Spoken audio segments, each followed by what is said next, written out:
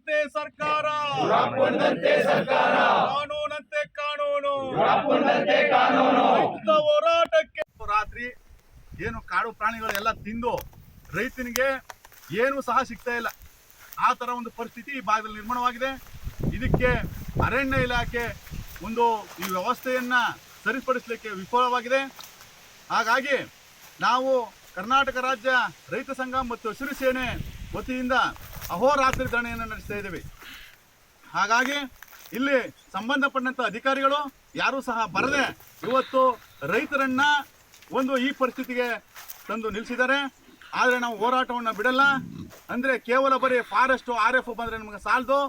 CF central force ಅವರು ಬಂದು ಈ ಒಂದು ಸಮಸ್ಯೆನ ಬಗೆಹರಿಸಬೇಕು. ಏನು DCF ಇದ್ದಾರೆ ಅವರು ಕಳೆದ ದಿನಗಳಿಂದ ಸಹ ತಿಂಗಳಾನುಗಟ್ಟಲೆ ನಾವು ಹೋರಾಟ ಮಾಡಿದ್ರು ಸಹ ಕೇವಲ ಬರೀ ಮಾತಿನಲ್ಲೇ ನಮ್ಮ ಹೋರಾಟವನ್ನು ಕೈ ಬಿಡಿಸ್ತಾ ಇದ್ದಾರೆ.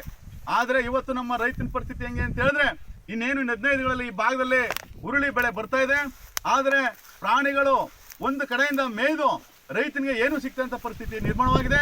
ಕಂದಕಗಳೆಲ್ಲ ಮುಚ್ಚೋಗಿವೆ.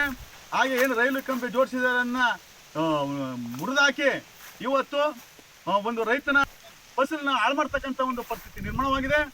ಇವರೇನಾದರೂ ಸೆಂಟ್ರಲ್ ಫೋರ್ಸ್ನವರು ಬರದೇ ಇದ್ದ ಪಕ್ಷದಲ್ಲಿ ನಾಳೆಯಿಂದ ಬೇಗೂರು ಮತ್ತೆ ಗುಂಡ್ಲುಪೇಟೆ ಭಾಗದ ಹೈವೇನ ತಡಿತಾ ನಾವು ಹೋರಾಟವನ್ನು ಮಾಡಬೇಕಾಗುತ್ತೆ. ಈ ಯಾವುದೇ ಕಾರಣಕ್ಕೂ ನಾವು ನಮ್ಮ ಸಮಸ್ಯೆ ಬಗೆವರೆಗೂ ನಾವು ಈ ಒಂದು ಚಳವಳಿನ ಕೈ ಬಿಡೋದಿಲ್ಲ. ಇದು ಸ್ವತಃ ಸಿದ್ಧವಾಗಿ ಅಧಿಕಾರಿಗಳು ಸ್ಪಾಟ್ಗೆ ಬಂದು ನಮ್ಮ ಸಮಸ್ಯೆಗಳನ್ನ ಬಗೆಹರಿಸಬೇಕು.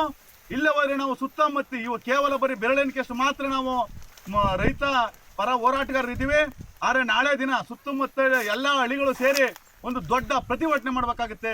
ಬಂಡೀಪುರಿಗೆ ಮುತ್ತಿಗೆಯನ್ನು ಹಾಕಬೇಕಾಗುತ್ತೆ. ಹಂಗಾಗಿ ಒಂದು ಸರ್ಕಾರದ ಗಮನ ಸೆಳೆಯಲಿಕ್ಕೆ ನಾವು ಏನೇನು ಮಾಡಬೇಕು ಎಲ್ಲನೂ ಮಾಡಬೇಕಾಗುತ್ತೆ. ಹಾಗಾಗಿ ಎಲ್ಲ ಈ ಸೆಂಟ್ರಲ್ ಫೋರ್ಸ್ನವರು ಬಂದು ನಮ್ಮ ಒಂದು ಸಮಸ್ಯೆಗಳನ್ನ ಬಗೆಹರಿಸಬೇಕು ಅಂತೇಳಿ ಕೇಳ್ಕೊತಾ ಇದ್ದೀವಿ.